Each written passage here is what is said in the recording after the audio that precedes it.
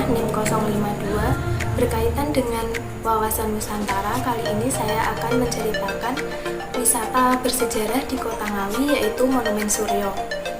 Monumen ini dibangun untuk menghormati jasa-jasa dari Gubernur pertama Provinsi Jawa Timur, yaitu Gubernur Suryo. Beliau meninggal dalam sebuah insiden kerusuhan komunis yang terjadi pada tahun 1948. Lokasi monumen juga cukup strategis, letaknya antara hutan kayu jati dan juga hutan mahoni. Assalamualaikum warahmatullahi wabarakatuh. Sebelumnya, perkenalkan, saya Vina Ristiana Putri, NIM 057, Prodi Sastra Inggris. Saya berasal dari Kabupaten Nganjuk. Kota Nganjuk adalah kota kecil di bawah kaki Gunung Liman yang dianugerahi pesona alam yang luar biasa dan telah lama tersohor sejak zaman Mataram kuno. Di balik keindahan alamnya, kota ini memiliki situs budaya yang sangat melegenda, yakni Candi Lor. Candi ini berada 4 km selatan Kota Nganjuk di Desa Candirejo, Kecamatan Lojaret. Candi ini didirikan oleh Sri Maharaja Empu Sendok Sri Isana Ikrama Tunggadewa atau sering disebut Empu Sendok pada tahun 859 Saka atau 937 Masehi.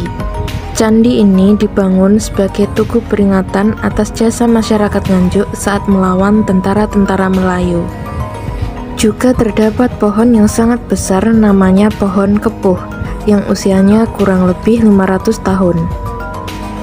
Dan juga terdapat arca dan artefak di sekitar candi ini.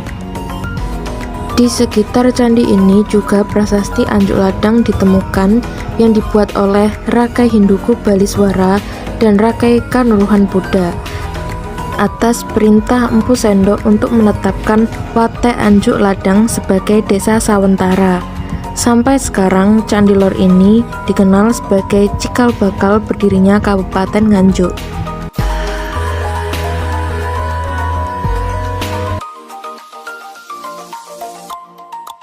Di kesempatan kali ini, saya akan berbicara tentang wawasan Nusantara yang ada di kota saya.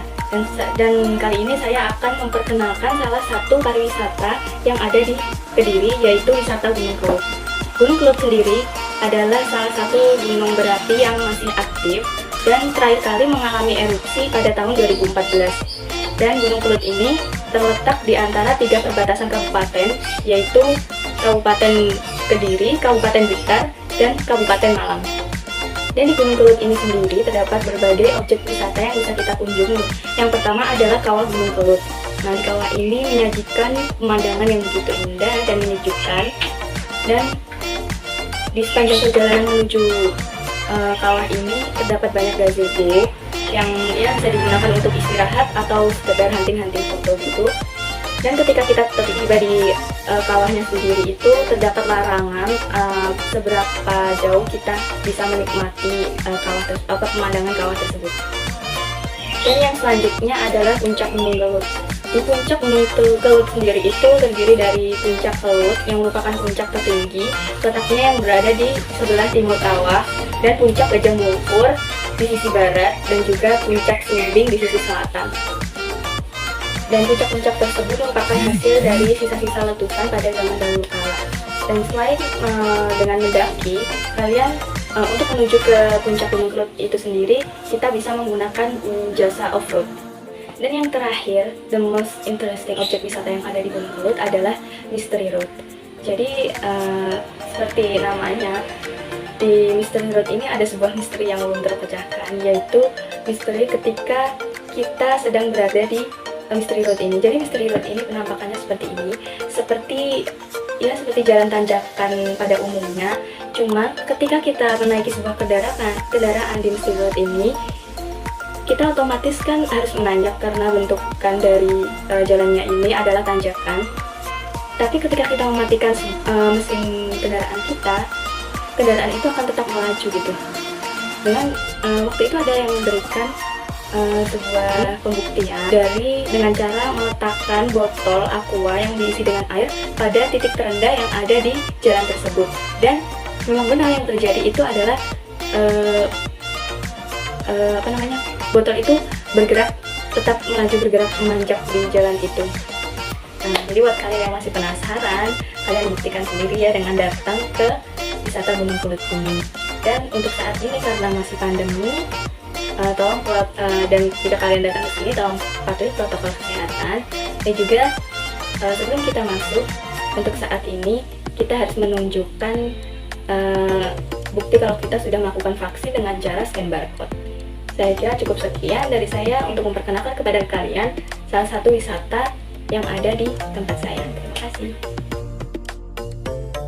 Assalamualaikum warahmatullahi wabarakatuh. Sebelumnya perkenalkan, nama saya Adelia Syafania Putri. Saya dari Prodi Sastra Inggris. Saya berasal dari Kediri, Jawa Timur. Di kesempatan kali ini saya akan menjelaskan tentang wawasan Nusantara yang ada di kabupaten saya atau kota asal saya, yaitu Kota Kediri.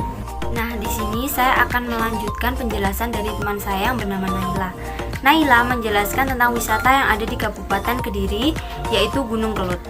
Nah, di sini saya akan menjelaskan tentang budaya atau tradisi yang ada di Gunung Kelut. Gunung Kelut selain memiliki keindahan alam atau wisata alam yang sangat menawan, Gunung Kelut juga mempunyai budaya atau tradisi yang biasanya dilakukan setiap malam satu suro, yaitu tradisi larung sesaji Gunung Kelut. Bulan Suro dalam penanggalan Jawa, masyarakat sekitar lereng Gunung Kelut rutin melakukan tradisi larung sesaji. Tradisi turun-temurun yang dilakukan sekali dalam setahun. Tradisi ini merupakan wujud rasa syukur atas hasil bumi yang melimpah di sekitar Gunung Kelut. Dalam ritual larung sesaji, masyarakat menyediakan berbagai macam sesaji, mulai dari buah-buahan, sayur-sayuran, bunga, dan ayam ingkung. Meskipun sejatinya yang memiliki acara ini adalah warga desa sekitar lereng Gunung Kelut, namun pemerintah Kabupaten Kediri juga memberikan dukungan penuh terhadap acara ini, salah satunya dengan mempublikasikan ritual larung sesaji ini sehingga banyak warga Kediri yang datang untuk memeriahkan dan menyaksikan acara tersebut. Setelah penampilan-penampilan seperti tarian reog dan bujang ganong selesai, sesepuh Gunung Kelut yaitu Mbah Ronggo memanjatkan doa sebagai wujud syukur atas hasil bumi yang melimpah dan memohon diberi keselamatan untuk masyarakat Kediri serta meminta keberkahan. Mungkin cukup sekian penjelasan dari saya. Bila ada kurang dan lebihnya, saya pribadi mohon maaf yang sebesar-besarnya. Wassalamualaikum warahmatullahi wabarakatuh.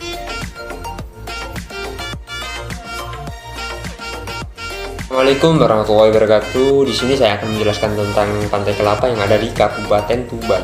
Pantai Kelapa terletak di bagian timur Kabupaten Tuban, tepatnya di daerah Panyuran, Kabupaten Tuban. Pantai ini dinamai dengan Pantai Kelapa dikarenakan di sisi pantainya terdapat banyak pohon kelapa. Kondisi Pantai Kelapa tersendiri masih tergolong cukup alami. Areal pantainya yang cukup lebar dengan lingkungan sekitar pantai yang bersih dan ombak yang tidak terlalu tinggi.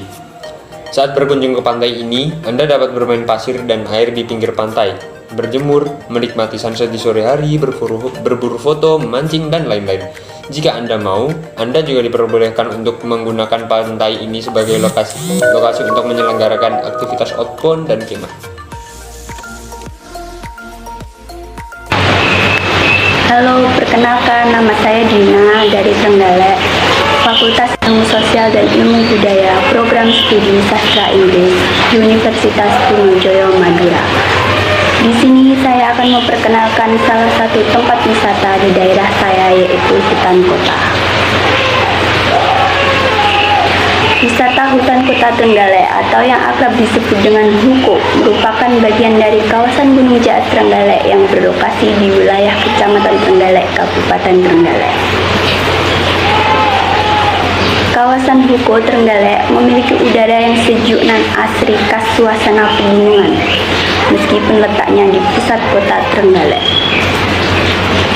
Di dalam area HUKO terdapat beberapa jenis tanaman dan hewan yang bisa digunakan sebagai sarana edukasi bagi pengunjung yang datang. Selain menawarkan pemandangan yang mempesona, rindang, dan sejuk, HUKO dikelola sekreatif mungkin untuk menambah daya tarik wisata.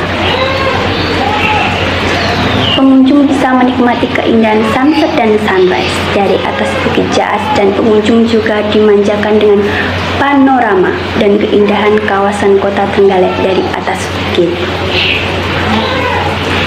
Banyak fasilitas yang disediakan untuk pengunjung seperti area bermain, taman, gazebo, outbound, dan pasipan buko, dan yang lebih menariknya lagi, pengunjung bisa berkeliling menikmati keindahan buko dengan berkuda. Untuk masuk kawasan buko ini free biaya alias gratis, hanya membayar biaya parkir yaitu 2.000.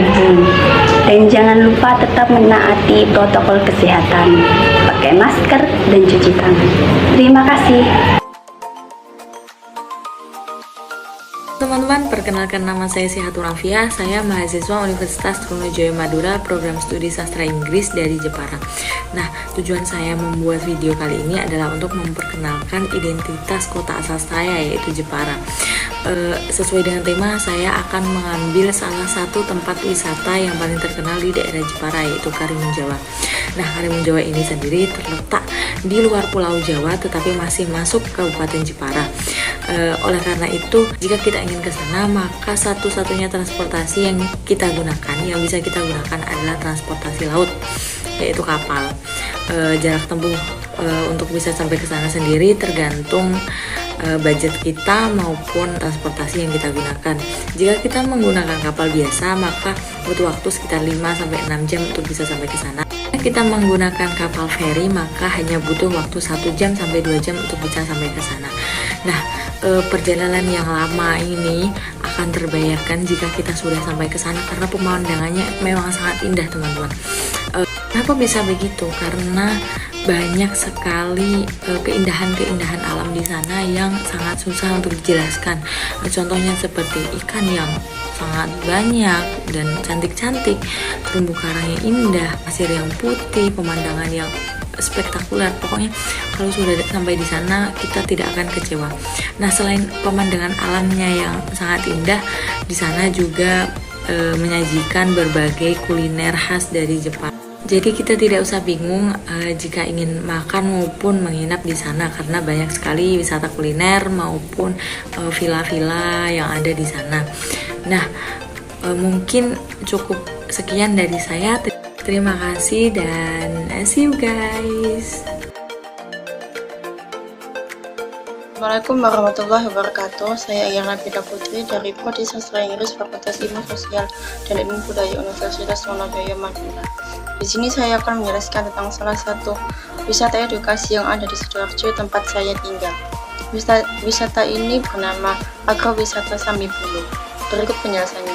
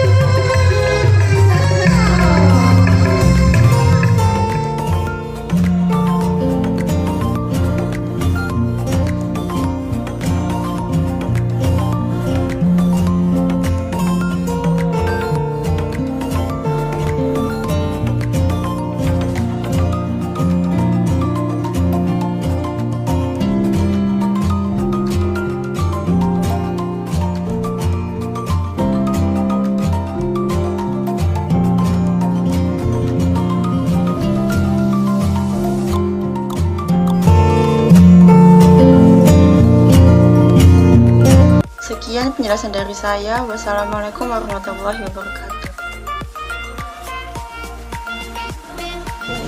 Assalamualaikum warahmatullahi wabarakatuh. Perkenalkan, nama saya Fitrotun Nufus Mutawaliyah dari Prodi Sastra Inggris. Kali ini saya akan menjelaskan sedikit tentang tempat wisata religi yang ada di kota Jombang, yaitu Museum Islam Indonesia Hasyim Asy'ari atau bisa disebut dengan MINHA. Museum ini dibangun pada tahun 2014 sampai 2017 dan diresmikan oleh Presiden Jokowi pada 19 Desember 2018. MINHA memiliki luas 4,9 hektar dengan anggaran 65 miliar rupiah dari Kemendikbudristek. Museum ini berada di kawasan wisata religi Makam Gus Dur, Pondok Pesantren Tebu Ireng, Jombang, dan dibuka akhir pekan saja karena masih dalam masa pandemi COVID-19. Museum MINHA ini memberikan kita edukasi tentang sejarah Islam di Indonesia sebelum maupun sesudah kemerdekaan Republik Indonesia.